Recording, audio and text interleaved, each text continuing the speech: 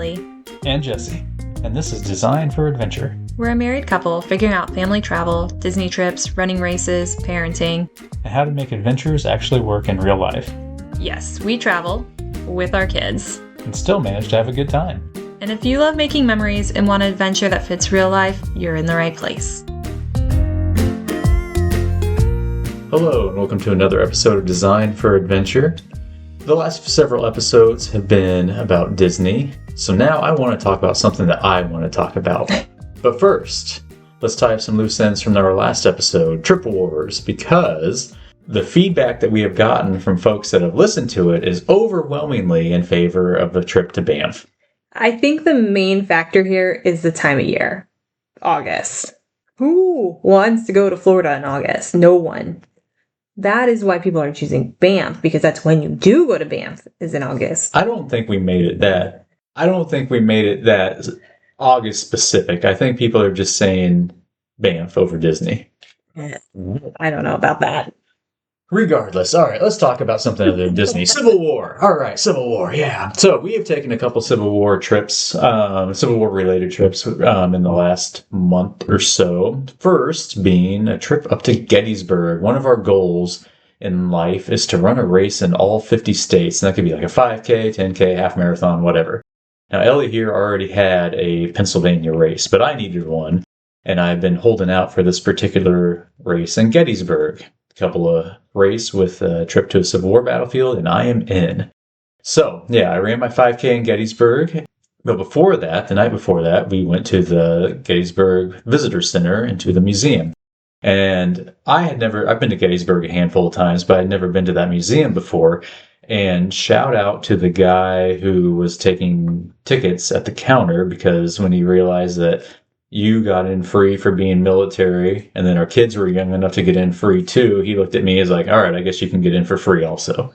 So I think he took pity on us because our kids were so young. He's like, yeah, you're not going to be in there that long. Yeah, probably that. So regardless, we got in for free. So a travel hack there, have a wife, active duty military, and young children, you get in for free. Don't bank on that. That was just the pure... Yeah, don't bank on that. We came in the late afternoon. It was pouring rain. Yes. Yeah, I think the guy took pity on us with two kids. And that, unfortunately, is kind of what a trademark of what our trips to Gettysburg have been when I take our son. Because the last time he and I went up there, it wasn't raining, but it was chilly and super windy. So it was not pleasant to be outside. It was pouring rain, like drenched in it rain.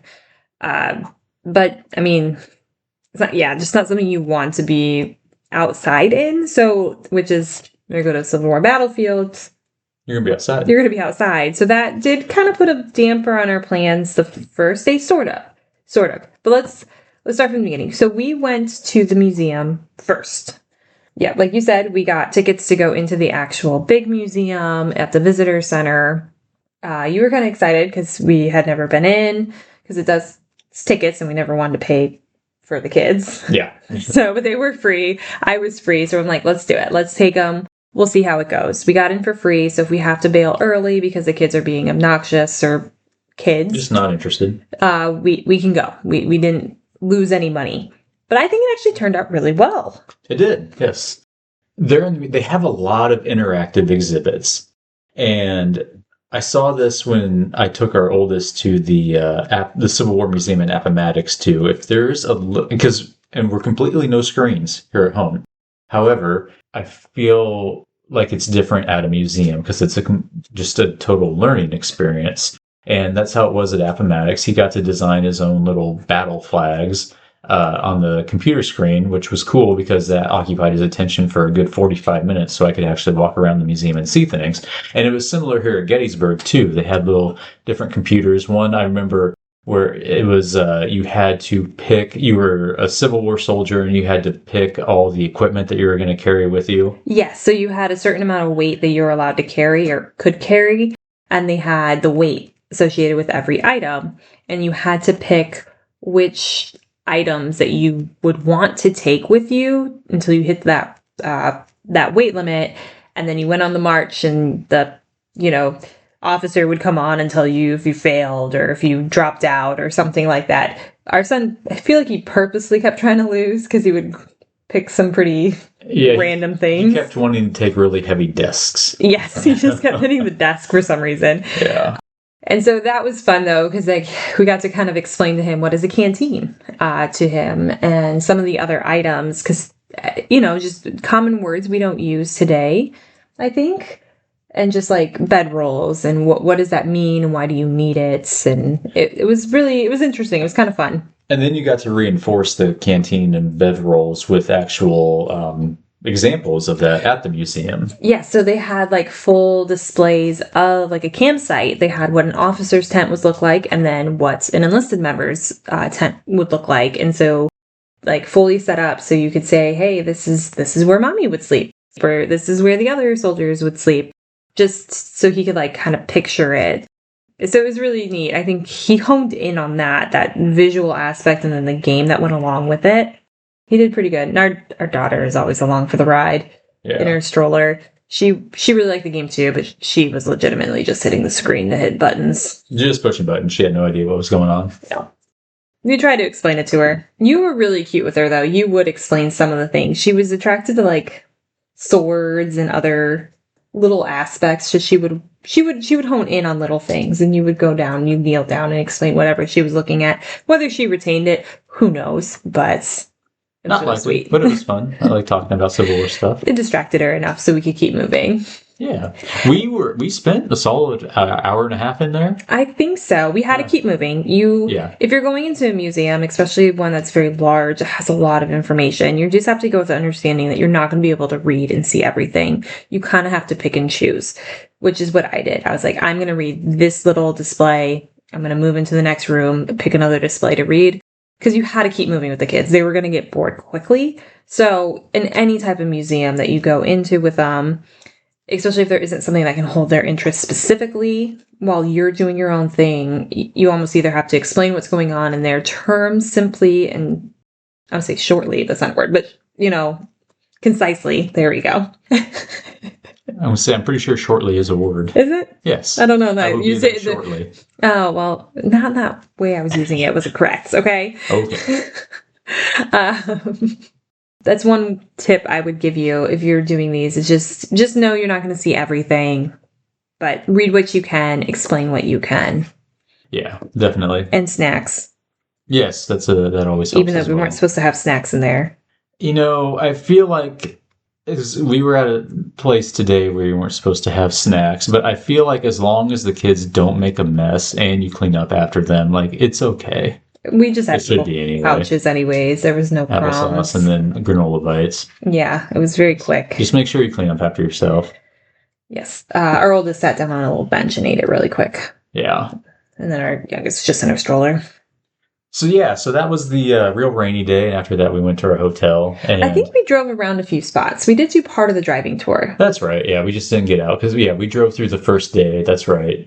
And we talked about where General Reynolds was killed, and then from the seminary. Oh shoot, where you can stand up at the lookout tower. Not the lookout tower, but it was like a lookout where General Buford was looking out and watching the Confederates approach into town. I can't think what it's called. Cupola. Oh, Yes. Okay. So we drove through like the first day's part of the battlefield, and then because we wanted to save the second and third day of the battle for the following day where the weather was supposed to be a little bit better. And it was. The rain held off for the most part. It missed it a little bit.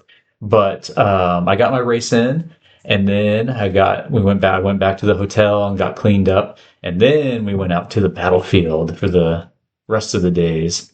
Yeah, so it was still a little chilly. It was. But it wasn't raining. Yes, so that was nice. So it was fine getting the kids out of the car, traipsing around. A little muddy, but a little mud didn't hurt anyone. Nope, it's good for them. Except your back of your car, but it's fine. Well, and our oldest was thrilled because I brought him to Gettysburg around the same time last year. And when you're at the Virginia Monument, where the statue of Robert E. Lee is, and you can hike Pickett's Charge, starts from there. I mentioned this in an earlier podcast, but he found a massive mud puddle that was filled with tadpoles. So he was real anxious to get back to see if that mud puddle was still there and if it was full of tadpoles, and by golly, it was. Oh my God, there were thousands of tadpoles. I was expecting a little puddle from your descriptions, but it was a quite large puddle. Well, it's not like it was massive, but There were like it was a mud thousands puddle, of but there little were a ton of tadpoles in there. Yes. So that must be like a yearly thing, because apparently frogs keep coming out of there. Yeah, apparently. Yeah. We had to watch our youngest, so she kept trying to like go in. Get into it, into the mud puddle. Yeah. But no, she was excited to see him too. Because this is her first time, at Gettysburg. That's right. Yes, her first time. And then from there we drove around, ended up on Little Round Top, and I had shown our oldest, he's 5, some clips from the movie Gettysburg, and as well as Gods and Generals. They're both similar movies, but obviously Gettysburg is about the actual Battle of Gettysburg. And I like that movie because it's not gory. There are battle scenes, but it's not real scary. Mm-hmm. It's not gory. Like there's guns firing, there's cannons firing, but the guys just fall down. Like there's not a blood or anything. It's not like Saving Private Ryan. Not like Saving Private Ryan. No, nothing like that. And I showed him the part of Joshua Lawrence Chamberlain in the 20th Maine on Little Round Top, where they're out of ammunition, and he decides to charge down the next time the Confederates come up. And he really honed in on that part where Joshua Lawrence Chamberlain yells, "Fix bayonets, charge!" So when we got up there to Little Round Top, we were hiking around that area, and I told him, "Hey, you remember when we watched that movie, that Joshua Lawrence Chamberlain?" And immediately he was like, "Fix bayonets, charge!" Well, the best part was he found a stick. Oh, yeah. And he would mimic putting a bayonet onto the gun with a stick. So he'd mimic putting something on the stick. And then he would say it. He would say, "Fix bayonets." He would put it on there, and then he would charge, and he would run forward with the stick. Well, he would run like 50 feet, and then he would stop, and then he would repeat it. "Fix bayonets, put the little stick on again, charge," and run another 50 feet. He had so many people in stitches around us. Yeah. We got so many people were laughing at him, and like in a nice way. Yes. And giving us compliments about him. It was pretty cool. And one thing I really liked about that area, Little Round Top, was beautiful up there. Beautiful. There was a lot of paved paths or like hard dirt. Yes. So if you had a stroller, you could take it with the kids in there. And it was just a really nice way to get the kids out walking. Because, you're in the car. Sometimes in these driving tours, you don't stop at every stop. You just can't with kids, getting them in and out of car seats. But that was a really good stop. So if you're thinking about doing this, I would stop there. There's a little, our oldest calls it the castle. Yes. But you can climb up the monument, go to the top, which apparently is what he fell down. But he did not fall this time. He did not fall because I walked in front of him. Those stairs are treacherous, so do be careful. Because he slipped on the second to last step again. I think he did that on purpose. He probably did, because he thinks it's funny now. Yeah. But, no, it was beautiful. Even with the crappy weather, it was still really pretty. Pennsylvania, can't say I believe I'm saying anything nice about Pennsylvania, but the Pennsylvania countryside is very lovely. I mean, you're such a big Pittsburgh sports fan. No. Vomit in my mouth. Sleep on all the way. But, yes, the Gettysburg area is super pretty, and we had a lot of fun there. But yeah, so it was a good trip. Our son loved it. Mm-hmm. Our daughter just loved, she loved running around outside, going up all the steps too. I think, though, I had to carry her up that really... The Pennsylvania Monument. The Pennsylvania Monument, which is massive. Apparently you can go up it. Well, yeah, and I didn't even know that. And that was super cool to go up there. Super cool. And we went up it, but these are whiny little stone steps all the way up. Granted, it's still wet, so they're slippery from people's muddy, wet shoes from the grass. I'm holding her. She's not like baby. She's like 30 pounds. Yeah. 2.5, so squirmy as well. Oh my gosh, I had to go down backwards. Going through a mommy phase, so I can't help with anything. Nope. Only mommy. She would have a tantrum if I tried to put her down or hand her off to dad. But it was good. We made it to the top. Our oldest loved the view. It was really pretty up there. And then it was super cool up there because on each side or like each corner or whatever, they had a little plaque showing where different places of the battle were, so you could really orient yourself as to where you were. Mm-hmm. They would show compared to what happened to other places, and they would put things too to orient you. So they'd be like, this monument is right there, and then it would have an arrow of 500 feet. This happened near that monument, so you could really actually pinpoint it. So that was really cool. We were nearing though, when we were getting ready to leave. I think we were getting close to lunchtime by then, so we didn't get to to stay up there too long. Yeah, they were getting hungry. Yeah. So yeah, all in all, great trip to Gettysburg, even in spite of the weather. Yeah. Well, the one funny thing is we love to play the license plate game. I think we've mentioned that before. So at first we're like, why would we play it? We're only going, 3 hours. 3 hours. Oh my gosh. We got more license plates on that 3-hour trip up and back than we did on our 9-hour drive back to Ohio. Yeah. It was crazy. And it wasn't all because of Gettysburg. There were a few license plates we found there. Well, yeah, because there's only 2 hours of interstate. The last hour is country roads. Yeah. Yeah. So, license plate game again for the win. We had a lot of fun. Yeah, that was fun. So, and then last weekend, we took another Civil War trip. There was a big reenactment going on north of Culpeper, Virginia, at the Brandy Station battlefield. And they were reenacting the Battle of First Manasses. And it was really cool because it was the first time you had ever been to a reenactment. Yeah, I'd never gone, so I kind of wanted to go, even though you apparently, and I never caught the hints that you said I shouldn't go. You never listened to me. I mentioned that maybe you and our 2-year-old daughter shouldn't go. I did not hear that. Yeah, I definitely casually mentioned that. I did not think she would enjoy it, and I was right. So, to an extent, to we'll an talk extent, about it. yes. But yeah, we got up there, and it was super cool because you could walk through the camps, and it was neat to see the tents. Our oldest boy, he loved that, and they were carrying I shouldn't say carrying, but towing the cannons out onto the battlefield with big, massive Ford trucks. Yeah, just big 4x4 trucks. It was so funny. Yeah, and that was really cool. And before we got there, right before they started doing that, and the cannoneers, I guess, the artillerymen were talking to us and explaining the cannons and how they hauled them and things. And how big they were and what the artillery size was, the shot. Yeah. So that was interesting. And then it was fun just to walk through all the settlers' tents and see, you could buy uniforms, you could buy little guns, fake guns and wooden swords and things like that. So that was really neat to see all that. Dresses, yeah. But I didn't see anything for our youngest. I didn't see, any little girl dresses. I only saw adult women. Yeah. That was sad. So I guess if you're one of those settlers and you're listening to this, think about some little girl dresses, little girl hoop skirts. Or something. Oh my gosh, it's so cute. She would probably love that. Oh my gosh, she would be obsessed. Yeah, especially if it came in Elsa colors. Yes, and blue. So an Elsa colored hoop skirt. Or pink. Yeah. The weather did not really cooperate up until the reenactment started. It started at noon, and up until then, it was cloudy and a nice breeze, and that kept it relatively cool. Still warm, but relatively cool. But right as the reenactment was starting, the clouds went away, the breeze stopped, and it got hot. Oh, did it get hot? Yeah.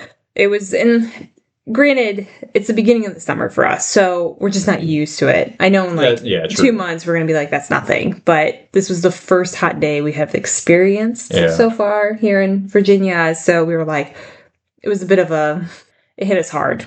And when the reenactment started, we had headphones for the kids, and we had them wear them to kind of muffle the sounds of the cannons, because we were sitting not far behind a group of cannons. Yes. And our oldest, both of them really loved seeing the smoke rings come out from when the cannons would fire.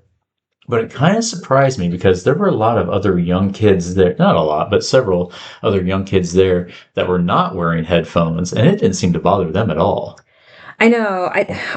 Our daughter's always been sensitive to noise. Not that, she loved the headphones when we were on the airplane, at Disney World, when there was loud fireworks and music. So I don't know if it helps calm her. I don't know. But yeah, it did surprise me that more kids didn't have them on. Or I don't know. Yeah. I would say if you're going to have... if you're going to a reenactment, I feel like you should be using headphones for your young kids. Yeah, just bring them. Yeah. Maybe you're far enough away, it's not that big of a deal, but they were loud. Yeah, they were even loud for us. Yeah. So I can't imagine a young child. And there were babies there. Yeah. I would have definitely had something on a baby, just it helped them sleep and not freak out. Man, they all handled it fine though. Yeah. And except I would say our daughter handled it the worst. Oh my God, did she? But I think the heat played a big part in that too. She got hot, and then she's in her mommy phase still. She only wanted to be held by me because I think she was uncomfortable because she was hot, loud noises, and it was too hot. for me to be holding her. So you ended up, after about a half hour, just left and went to get ice cream. We got ice cream, found shade, sat in the shade. Everything was fixed. We were far enough away from the guns. Like, we could still hear everything going on. The guns, the cannons, a little bit of the, like, shouts that were happening. But ice cream fixed everything. She was fine. And, yeah, that's all we needed. We needed to get away from the sun. Yeah. And just cool off, and she was fine. But our oldest and I, we stayed for a while longer and watched everything, and he loved it. He thought it was awesome. It was fun because we, right before the battle started, we saw the Union Army march into the battlefield, and he saw some young kids. I mean, it's mostly old men that are, the reenactors. He saw the young kids up front. There were 2 drummer boys, and he's like, I want to do that. So I think he wants to be a drummer boy. But it was really cool because we were sitting at like a picnic table near another family, and that's when we saw them, and that's when he said that, and we were talking to him about being a drummer boy, and the mom right next to us, piped up and said, "That's my son." Yes, and she explained like he just got really into Civil War history. He reached out to the unit asking if he could be a part of it, be a drummer boy, and they said yes, and so. I think this was their first time. Yeah. So it was a new experience for them too. I think it sounded like they'd never even been to a reenactment themselves. So, hey, if your kid is into the Civil War, maybe look around and see if this is something he would get into, because that would be a really cool experience. If our oldest really wanted to do, he'd need to be a little bit older, or you'd have to go with him. Even 5 is a little young by Civil War standards. But in a few years, if we live near something, it would still be kind of cool. It's living history. Yeah, and absolutely. That's the best way to learn, is just hands-on, and just, it's not even just about the war, though, about how they lived. Because they have those camps there, too. In the tents, yeah. I think they've been sleeping in the tents, yeah. Yeah, they actually camp out the night before. It's like a thing. And so it's just, how they lived back then. I think he needs to wait another 3 years when he's 8. I believe Johnny Clem, the drummer boy of Shiloh, was 8 years old at Shiloh. So, and he went on to be like a major general. Stayed in the army his entire life. Pretty cool story. Johnny Clem.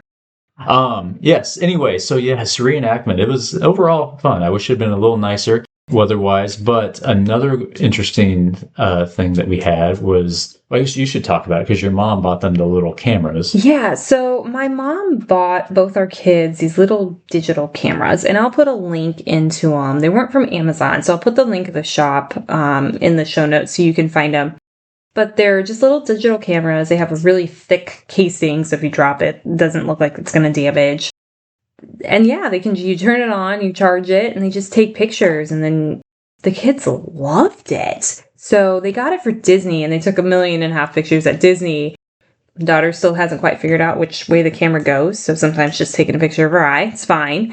But our son really got into it, and he was taking pictures of all the horses and the cannons and the tents. He was just walking around and just snapping pictures. It was really fun to watch. And I think it was, it's also another good way to have them hone in on some details too. Yeah. Just do you see that? Go take a picture. And they get in close, they see something, they take a picture. They get excited, I want to take a picture of this horse and this cannon. And so that was actually really fun. I'm really glad we remembered to bring them and have them charged, which is sometimes the hard part. But does that count as a device, though, a camera? I don't think so. You could have it's not even digital. I think you can still find those disposable cameras around. That'd be fun. Well, and then I was going to say, the speed at which technology advances never ceases to amaze me, because I am old enough to remember when digital cameras first came out, and it was just the coolest thing since sliced bread. And now here we are giving a miniature digital camera to our 2-year-old and a 5-year-old. I know. It's just, I don't know, it amazes me. And one's pink with a unicorn on it. Yeah, one's green and a dinosaur. It's not just this little silver thing that you could fit in your back pocket. Yeah. That your dad used to have. My dad? Yeah, do you remember when we first met, your dad still had that digital camera? He used to take pictures of cars when traveling. Yeah. Before he even had a cell phone. Yes. Yeah. But yeah, no, the cameras are fun. So that's also another fun way to, if you're doing some of these, Civil War places, get your kids a camera. Have them go take pictures, even if they're taking pictures of dandelions and bugs. I mean, they're outside doing something fun. Yep, absolutely. Speaking of that, next week, kids are out of school. We're recording this on May 24th. Kids are out of school. The weather is looking fantastic for this upcoming week. So we are going to be making our first trip to some battlefields this week, and I'm super excited about it. So we'll be looking to hit up all the battlefields around the Fredericksburg area this week. Probably take 2 different trips out there because there's a lot to see. Oh, our oldest is going to be excited. Yes, he will be, and the youngest will just be along for the ride. She'll just follow around running after him going, wait for me. Wait for me, wait for me. Yeah, exactly. And then whenever he stops to play in the dirt, she will do the same. It's helpful when they still sort of like each other until they get into the car. And then they no longer like each other. She breaks whatever, or demolishes whatever dirt fort he's building. That too. Yeah. Yep. So yeah, these were 2 really fun trips. Different weather for both of them, but I don't know, you just make it work, You just still get out there, get outside. Be adaptable. Yes, be adaptable. It's going to rain, bring an umbrella and some rain boots, let them splash in the mud puddles and find tadpoles. Yep. So, or, go find the ice cream, sit in the shade for a half hour, and then everything's fine. So that's what we do on our trips to the battlefields. Typically end the day with some ice cream. You do. And then you send me a picture, and then I get mad because I'm at work. You get lots of sweets at work. I know. Yeah. I do. Jealous. So, all right. With that, I don't think we have anything else. So hopefully you guys enjoyed this episode. Maybe picked up some trips. Get out there, go to a battlefield or maybe a museum, and explore with your kids. So until next time, bye. Bye. Thanks so much for listening to Designed for Adventure. If you enjoyed this episode, make sure you're following the show and leave a quick review. It really helps more families find us. You can also find us on Instagram at Designed for Adventure Pod and Facebook at Designed for Adventure. Until next time, don't be afraid to get out there and have an adventure.